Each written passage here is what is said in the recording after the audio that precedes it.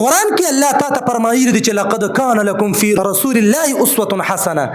چې زموږ لپاره بهترین نمونه څوک ګرځولې دی الله تعالی نبی علیہ الصلوۃ والسلام بهترین نمونه چاته ویل ده حضرت محمد مصطفی صلی الله علیه وسلم ته په دې وجه کوشش پکار دی چې زموږ د سره د پاسیدل د پیغمبر په طریقې د ماهامې د ود کېدل د پیغمبر په طریقې شپه ورځ زما د پیغمبر په طریقې کوته د فتنې محفوظ نه وي نو بیا راشه ماتو چې را کاری سبته د خبره د ځان نه کې دا ته د قران او د حدیث نه کې د ځان نه کې تبیا ماتو وایا ان شاء الله تاسو مطمئنه جون بدی کنه او تاسو سکون قلب درته مطمئنی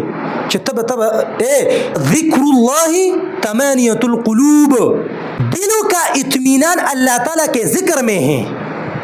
نو ته پیغمبر طریقه خدا وا کله به نبی علیہ السلام د ساره په پاسو اکثر او نبی علیہ السلام خو تهجد غره پرز او تهجد به کول د قران تلاوت به کو ساره موز به چو کو دینه بعد به تسبیحات کول اشراق به کو نو ذکر الله ثمانيه القلوب دا الله تعالی ذکر دا د زلونو اطمینان دی کو تا ته د زړه سکون نو ملو ته ویني مونږ ته شي ګران دی مونږ ته ځان ته ګران کړی دی مونږ په سوچر ده یو بجو دو بجو دشي نو دی به د ساره منځله سپاس ویلا بیا دا چې د پیغمبر طریقې چې د تموي چې پاسې دلم د پیغمبر په طریقې ود کېدلم